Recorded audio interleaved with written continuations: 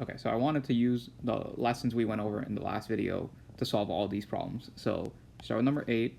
So the patient reads 20/50 in their right eye unaided and 20/40 in their left eye unaided. What's the spherical equivalent? So 20/50, we already know from Egger's table, is -1. 20/40, in case we don't have it memorized, is one line better than 20/50, so it's 1/4 down, so it's -75. Okay, and then now we'll do number 9. So number 9, the patient reads 2300 with their right eye and 2400 with their left eye. So both of these visual acuities are worse than 2200, so we need to use the punctum remotum. If you need to use the punctum remotum, Dr. Nyman will give them to you. So for this patient, they can read the 0.4 M line at 33 centimeters with their right eye and 28.6 centimeters with their left eye. So we can do 100 divided by 33. Remember, this has to be in centimeters, and that equals 3. And remember, it's a minus number, so -3. And then the left eye sees 28.6, so 100 divided by 28.6 centimeters. That equals 350, and so that's -350. Okay, now number 10. Your patient reads 20/20 with their right eye, 20/15 with their left eye. But with the +250 glasses, they read 20/70 with their right eye and 20/80 with their left eye. So we know with 20/70, 20/50 is -1, 20/60 is -1.25, 20/70 is -150. So 20/70 is -150, but they're wearing the +250 glasses, so +250, that equals +1. And then with the left eye, they see 20/80, which is a quarter higher than 20/70, so -1.75, plus 250, and that equals plus 0.75.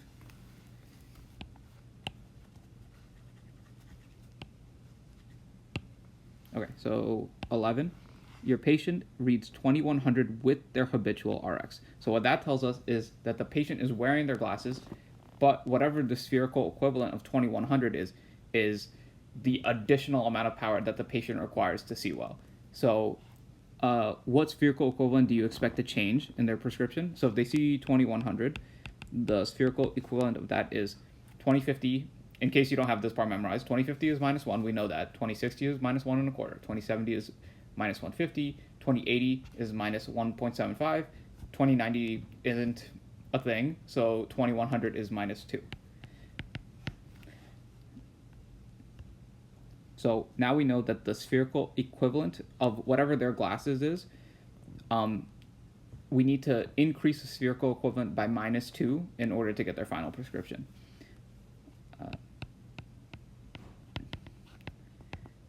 Okay, so the patient's habitual RX is -1, -1, 180. What is the new spherical equivalent based on their habitual RX?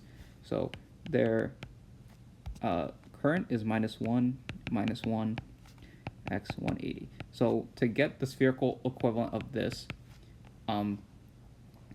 you take the sphere and half of the sill and combine them. So the sphere is -1, the sill is -1, so half of -1 is -50. -1 plus -150, -1 plus -50 is -1.50. That's the spherical equivalent of their glasses. But if we take into account that they're seeing 2100, we know that their new spherical equivalent has to be -2 higher than that. So their new spherical equivalent has to be -350. Okay, and then what would a possible RX be for this patient? So we can give them anything that's the spherical equivalent equals -350. So we know we have to have a -2 spherical equivalent change. So one option is to just add the spherical equivalent onto the sphere. So we can do -3, -1, x 180, and so -3. After I figure out my final RX, I want to recheck just to make sure I got the right numbers. So the sphere plus half the sill, so sphere is -3, half of the sill is -50, -3 plus -50 is -350. So that we know is correct. But there's other options. We could add the spherical equivalent onto the sill. So remember, it's like half of the sill is incorporated into our spherical equivalent. So we need to double the number if we're adding it to the sill. So I could do, instead of that, we can keep the sphere, so -1. And since the new spherical equivalent has to be -2 more, I would add -4 onto the sill. So I could do -1 -5 x 180. So then we know the sphere is -1. Half of the sill is -250. -1 plus -250 equals -350. So this also works. And then there's more options. We could do a combination of both. So let's say we want to do, so we have to add -2 spherical equivalents. So why don't we add -1 of the spherical equivalent onto the sphere? So we can do -2. And then there's -1 spherical equivalent remaining. So we would add -2 on top of the sill. So we can do -3 x 180. And then we do, so the sphere is -2, half of the sill is -150. -2 plus -150 equals -350. That sounds a little bit confusing. Just try playing with the numbers and then rechecking the spherical equivalent to see if the answer makes sense. Okay, so part 4 of this is, where do you expect the patient to read the 0.4 M line clearly? So what they're asking is what's this patient's punctum remotum?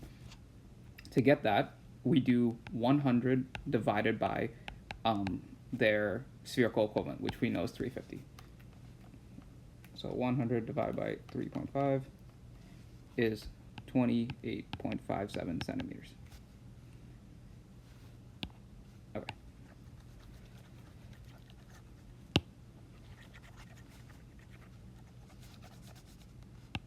All right, so number 12, the patient's RX is +2 -150 x 90.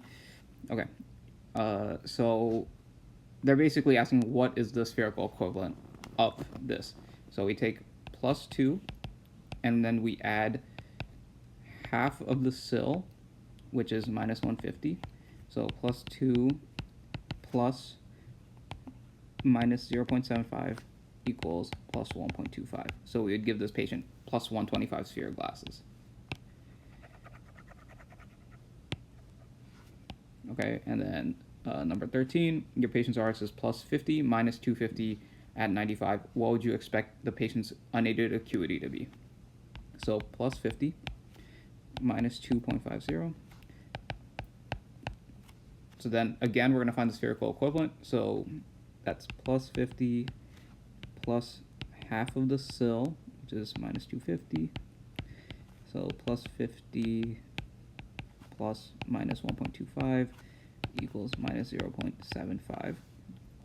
And then -0.75, where is that on Egger's table? We know 2050 is -1. A quarter down from that is 2040. So this would be 2040.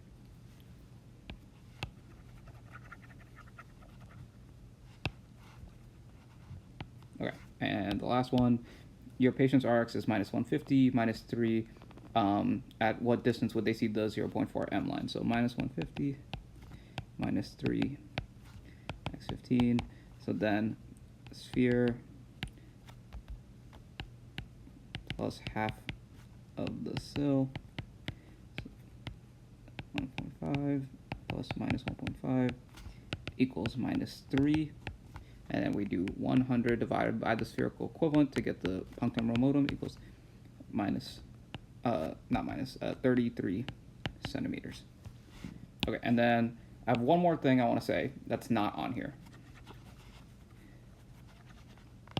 What if the question was, we're looking at number 14 still. What if the question was, instead of that, it was +150 -1 at whatever axis? What would their punctum remotum be? So if we do that, we do +150 -1 x 15, sphere plus half of the sill, which is +150 plus -50 equals +1. For this patient, their punctum remotum would be technically behind their plane of vision. So we wouldn't have an answer for this question. It would, like, if we wanted a actual answer, technically it's 100 divided by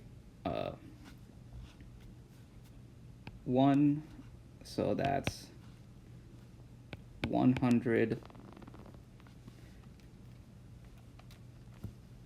100 centimeters, but it would be technically negative 100 centimeters. I think at most she would ask is, does this patient have a punctum remotum? And you would say no.